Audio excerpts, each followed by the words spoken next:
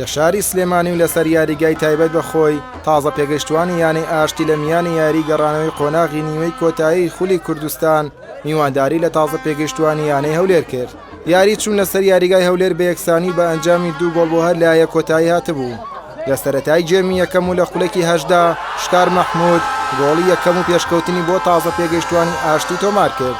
دوای ئەم گۆڵە تازە پێگەشتوانی هەولێر لە پێناو بەدەزێنانی گۆڵی یەکسانی فشاریان دەست پێ کرد، بەڵام ئەو جێمە بەو تاکە گۆڵە کۆتایی هات. هەرچی جێمی دووەم بوو هەردوو ڕاهێنەر چەندین گۆڕانکاریان ئەنجامدا نزیک بۆ ئاشتی بەو تاکە گۆڵە برنەوە تۆمار بکات، بەڵام لە کۆتاییەکانی ئەو جێمەدا ناو بژیوان لێدانێکی سزای بۆ تازە پێگەیشتوانی هەولێر هەژمار کرد. مستەفا قابیلی کاپتن پێناڵتیەکەی جێبەجێ کرد و گۆڵی یەکسانی بۆ تازە پێگەیشتوانی هەولێر تۆمار کردەوە. بەو یەکسانبوونە ژیارێکە ڕاستە خۆگەیشتە لێدانەگرایکەرەوەکان. لە دوو لێدانی سەرەتادا هەولێر گۆڵی تۆمار کرد، بەڵام ئاشتی هەردوو لێدانەکەی لەدەستدا.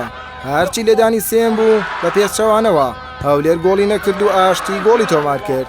ئاشتی بە لەدەستدانی لێدانی چوارەم دەرفەتی گەڕانەوەی لەدەستدا و لە کۆتاییدا بە ئەنجامی 3-1 تازە پێگەیشتوانی هەولێر یاریەکەی بردەوە.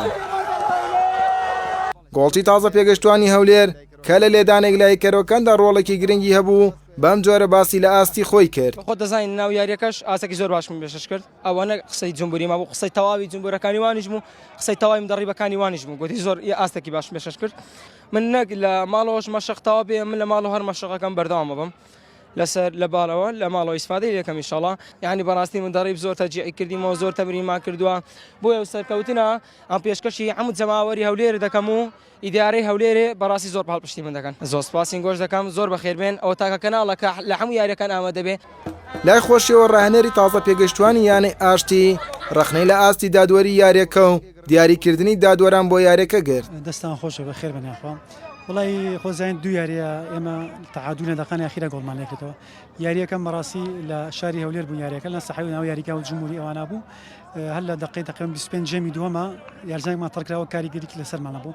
بەڕاستی گلەیشتمە دادوەرەکان هەیە، بەڕاست دوو یاری ئێمە بە یاریشی ینی ئاسبەرزە لەگەڵ یانی هەولێر ئەبێ حەکەمێکی بەڕاستی باش دانێن لەم دوو یاریە، باس وڵی گلەیەکی زۆرمانە لە داوەرەکان بەڕاستی، چونکە ئەم یاریانە خۆزانین زۆر گرنگی خۆی هەیە.